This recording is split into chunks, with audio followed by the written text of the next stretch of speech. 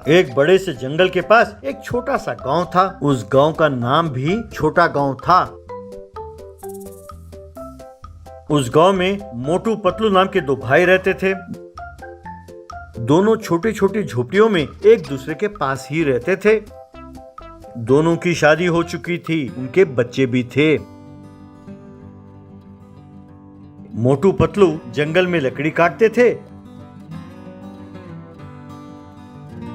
और उन्हें लाकर बाजार में बेचकर अपना गुजारा करते थे।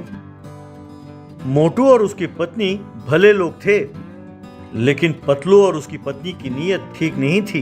दूसरों को तकलीफ में देखकर उन्हें बड़ी खुशी मिलती थी। एक बार दिवाली आई। मोटू के बच्चों ने आकर पटाखे खरीदने के लिए पैसे मांगने लगे। मोटू की पत्नी, बच्चों, घर में 1 रुपया भी नहीं है। कल जंगल में खूब बारिश हुई और वहाँ कीचड़ हो गया बेटा। हमें सूखी लकड़ी नहीं मिल रही। बुरा न मानना बेटा। यूं कहा। तब दोनों बच्चे रोने लगे।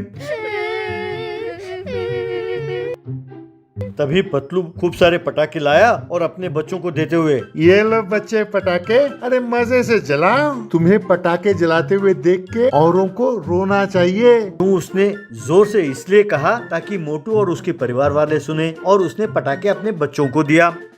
अपने बड़े भाई की इस नीयत से अनजान मोटू, भैया बारिश की वजह से मैं कुछ पैसे कमा नहीं पाया, इसलिए बच्चों को पटाखे लाकर दे नहीं पाया। कुछ पटाखे मेरे बच्चों को भी जलाने दो ना। तब पतलू की पत्नी, अरे बचेंगे कैसे?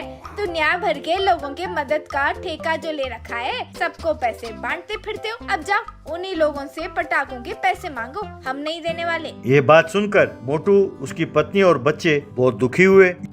यूं दुखी होकर मोटू और उसकी पत्नी जंगल में लकड़ी काटने पहुंचे। वहां एक सूखे हुए पेड़ को काटने ही वाले थे कि तभी उनके सामने एक बहुत बड़ा सुतली बॉम्ब और एक बहुत बड़ा जमीन चक्कर प्रकट हुआ।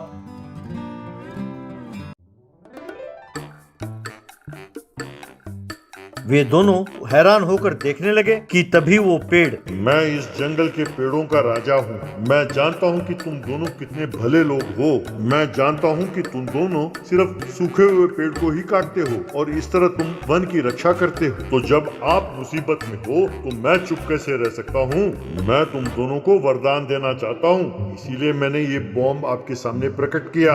आप दोनों में से एक उस सुतली बॉम्ब को जलाना और दूसरे उस जमीन चक्कर के ऊपर खड़े होकर उसे भी जलाना। तब आपको बहुत सारा इनाम मिलेगा, लेकिन ये बात किसी और से ना कहना। ऐसा कहा। तब उन दोनों ने उस पेड़ को प्रणाम किया। फिर मोटू ने उस जमीन चक्कर पर खड़े होकर उसे जलाया। तब वो जमीन चक्कर जली नहीं, उसमें से पैसे निकलने लगे।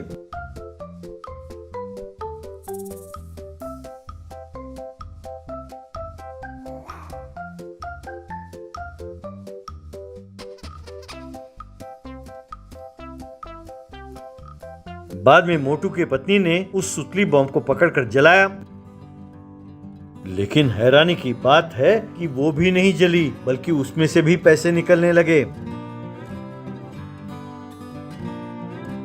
वो पैसे लेकर वे दोनों वहां से चल पड़े। इस तरह वे दोनों अपने बच्चों के साथ उस दिवाली को बड़े धूमधाम से मनाया।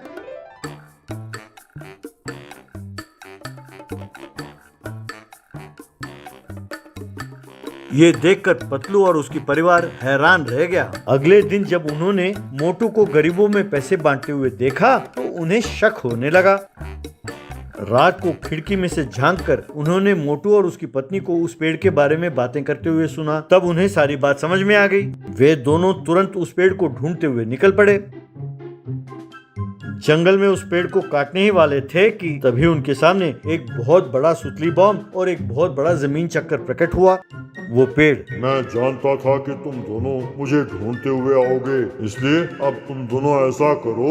यूं कुछ कहने ही वाला था कि तभी तब पतलू, अरे मैं जानता हूँ, इसे जलाएंगे तो हमें ढेर सारे पैसे मिलेंगे और हमारा सारा दुख दूर हो जाएगा, यही ना? Thank you. कहते हुए वो जमीन चक्कर पर खड़ा हुआ और उसे जलाने लगा। तब वो जमीन चक्कर जलकर घूमने लगी जोर से, और उसके साथ साथ पतलू भी जोर से घूमने लगा। तब मोटू, बाप रे, रुको रुको, चक्कर आ रहा है कहकर जोर से उछलकर दूर जा गिरा।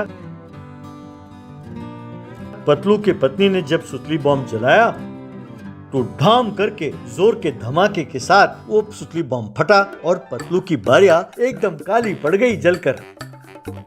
तब पेड़, अब तो अकल आ गई होगी तुम दोनों को। छोटे बच्चों को तुमने पटाखे नहीं दिए। अरे तुम्हारा दिल है या पत्थर? कम से कम अब तो ये बुरी नीयत छोड़ दो और अच्छे इंसान की तरह जियो, वरना मैं तुम दोनों को इस जंगल में आने नहीं दूंगा। दोनों ने ठीक है कहा और उस पेड़ को प्रणाम करते हुए लंगड़ाते लंगड़ाते घर पहुंचे।